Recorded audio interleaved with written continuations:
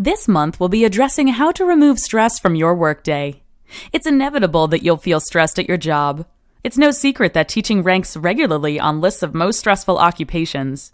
Not only do we have classrooms to manage, but when we're not teaching, there's always lessons to plan, work to grade, people to contact, or records to keep. While there's not much we can do to get rid of these stressful responsibilities, there's actually a lot we can do to cope with the stress in our workdays. First, identify what's stressing you. What's occurring in your day that has you stressed? Think about your responsibilities, your expectations, and your relationships. The first step to reducing stress is to narrow down what's got you feeling that way in the first place.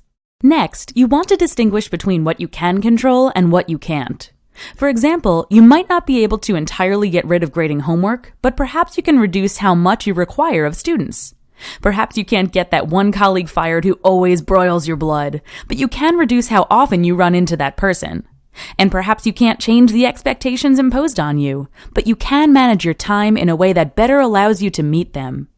Think about what you can control and focus on that. Perhaps the biggest thing you can control is your reaction to stress. The stressors themselves might be there to stay, but consider how you might respond differently. Here are a few ideas.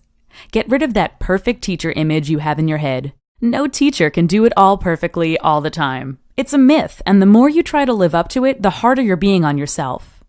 Also, try to focus on the positives more than the negatives. Sure, one student might have given you a run for your money today, but there were at least a dozen others who were on task and engaged, right? And do you have a buddy? Teachers tend to teach in isolation, but we all tend to experience the same stresses. Find at least one person you can talk to about things. You'll feel less alone, unique, and stressed. Maybe there's a new routine you can establish that will streamline your day.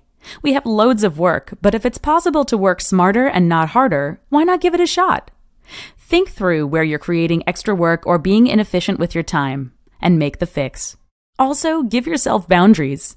Sometimes we teachers are such natural givers that we hardly leave anything left for ourselves. Set strict limits on when you'll work and who you'll give time to, and once that limit is reached, give yourself permission to stop. And along with that, say no.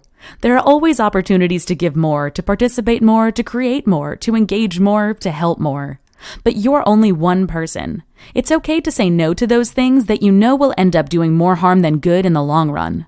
And finally, take something for yourself. What is it that you need that will reduce your stress? Do you need that piece of candy, a break, a long bath, a few days off? Rewarding yourself with something that's just for you will help you feel loads better. So remember to give yourself permission to not be stressed.